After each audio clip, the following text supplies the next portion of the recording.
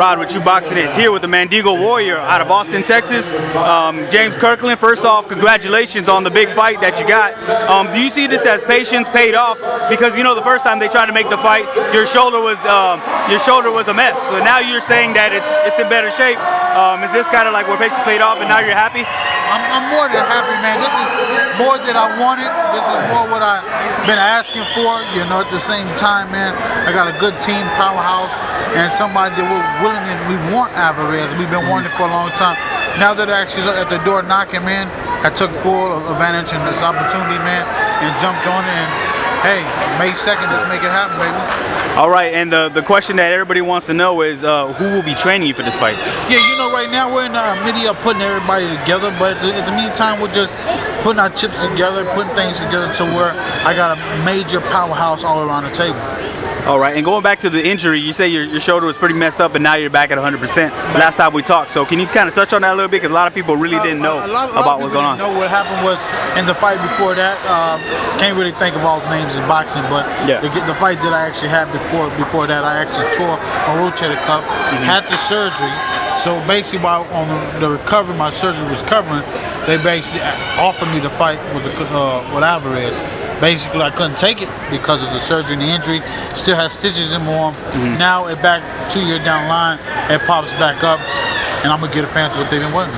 And you know, with this whole you know, fighting for the day kind of benefited you. So now you're fighting here in San Antonio, which is only 45 minutes north or south of where you're from.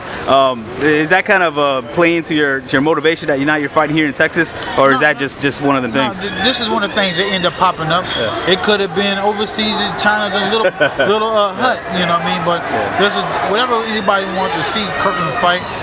I always show up 100%. So this is a fight that I wanted. This is a fight that I asked for. There's a fight that came to me. Now I get to show my friends, family, and supporters, man, that I'm here. All right, and is this going to be at 155? 155. Okay, and seeing that, you know, he's got that extra pound to play with, we know that Canelo, he usually only fights 20-30 seconds out of a round, and you fight for, you know, full out, like every, you know, 3 minutes out of every round. So do you see this as kind of like kind of a bad move on their part, because now they got a guy in front of them that's going to press the action and really push him to the limit? This, when it comes to the way I'm going to fight Canelo Alvarez, it's not going. One thing I know for a fact, the fight is not going to last 12 rounds. 12 rounds of going hard, blood, sweat, and tears.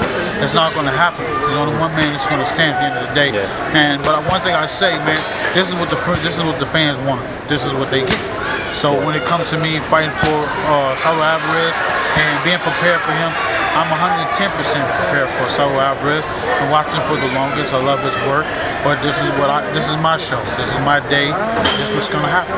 All right, so we're guessing that training camp is pretty soon to be in full effect. But does that kind of worry you? The layoff is what a lot of people say is boxer's number one enemy is being out of the ring. So does that kind of concern you that you've been out a while? I don't even look at the layoff. People say, "Oh man, Kirk lays off," but I'm always in the gym. I'm always training. See, when you're off, and then you come back, then you may miss a couple schools and lose, but it just takes. Spawn is fight for me. So I have 10, 11, 12, 100 fights damn near before the fight. So it's going to be a great opportunity to get in there with Saul Alvarez, knowing against the opponents that he's been against, and just show them that, hey, what Texas coming to bring. All right, last question. Are you going to be training mostly in Texas or exclusively in Texas, or like kind of a couple different places the way you have before? I love it everywhere, so no telling, man. Wherever training camps kind of falls into place, that's where I'll be. So right now, man, I'm just... All right, appreciate it. Jay, in closing, you left a lot of fight fans really hungry after that really brutal and violent fight with Tapia. So is there anything you want to get off your chest, or anything you want to address to the fight fans who kind of been wondering where James Kirkland's at? Well, to my fight fans, you're always going to get the same James Kirkland, toe-to-toe combat fight, but we're going to put a lot more skill, a lot more energy, a lot of Kirkland that a lot of people haven't seen, just to give everybody the opportunity to see Kirkland does it all. So at the end of the day, man, when it comes down to speaking on Tapia, a great fighter. I salute him, man. I know that he's going to be a major problem in the future. But until then, man, right now, man, I feel this is my time, my era, me to be in the right place right now and to take full advantage, man.